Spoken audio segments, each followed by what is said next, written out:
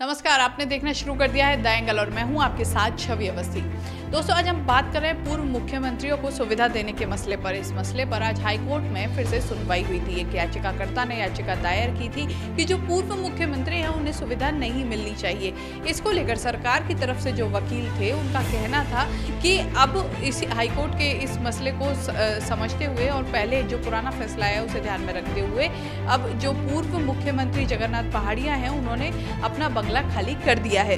वहीं वसुंधरा राजे का जो बंगला है वो उन्हें पूर्व मुख्यमंत्री की हैसियत से नहीं बल्कि एक विधायक की हैसियत से मुहैया कराया गया है।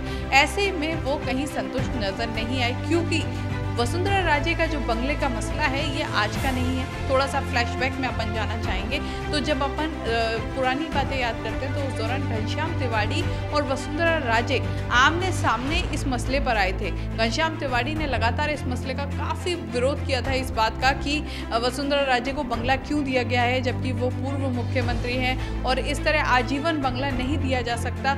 इस चीज़ को लेकर काफ़ी विरोध हुआ था घनश्याम तिवारी की तरफ से, जिसके बाद लगातार ये मामला काफी सुर्खियों में भी रहा, खासकर जब घनश्याम तिवारी ने इसका विरोध किया। वहीं अब फिर से ये मसला दोबारा से चर्चाओं में आया है, लेकिन कोर्ट ने अब इसकी अगली सुनवाई 12 जनवरी तक के लिए टाल दी है। 3 महीने के बाद अगली सुनवाई होगी और फिर उसके बाद फैसला किया जाएगा कि क्या आगे का फैसला हो सकता है।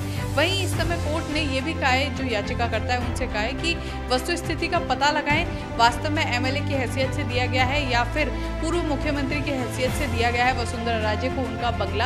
अब इस जगह अगर देखें तो बंगले को लेकर पुराना मसला है, लेकिन तो घनश्याम तिवारी ने उस समय ये भी आरोप लगाया था कि सरकारें आपस में, मुख्यमंत्री जब पूर्व मुख्यमंत्री वसुंधरा राजे थी उस समय मुख्यमंत्री अशोक गहलोत थे, जब अशोक गहलोत पूर्व मुख्यमंत्री थे उस समय मुख्यमंत्री वसुंधरा राजे थी, तो उन्होंने आरोप ये भी लगाया था कि इनकी साठगांठ चलती है। हालांकि उसके बाद घनश्याम तिवारी बीजेपी छोड़कर खुद मुख्यमंत्री अशोक गहलोत के सामने ही कांग्रेस में आ गए थे और उन्होंने बाद में काफ़ी उनके तारीफ के कसीदे भी पढ़े, लेकिन मसला वही रहा और वो मसला अब तक नहीं सुलझा है। वसुंधरा राजे का जो आवास है उस पर कई लोगों की निगाह लगातार बनी रही है।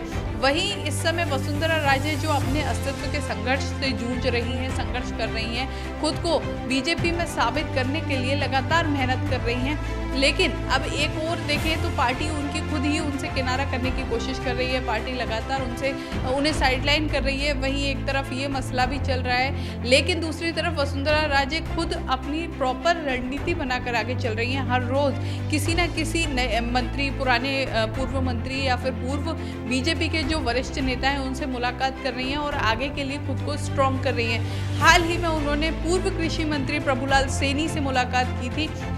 कहा तो यहाँ तक भी जा रहा था कि उनकी वो मुलाकात के दौरान काफ़ी कुछ आगे की चर्चाएं हुई हैं और प्रभुलाल सैनी उनके काफ़ी खास भी रहे हैं। जब उनका कार्यकाल था वसुंधरा राजे का, उस समय कृषि मंत्रालय उनके पास था और उस समय काफ़ी खास थे प्रभुलाल सैनी।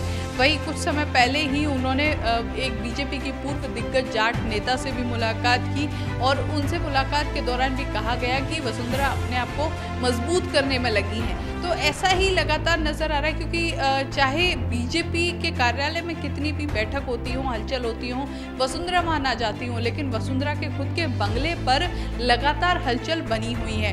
हर रोज कुछ ना कुछ नया अपडेट वहां से भी आता रहता है, जबकि कुछ समय पहले तक ऐसा नहीं था। वसुंधरा राजे खुद बिल्कुल दूर थी राजनीति से, लेकिन अब दोबारा से उन्होंने जब से एंट्री की है तब से पूरी तरह सक्रिय हो चुकी हैं और खुद को स्ट्रॉन्ग करने में लगी है।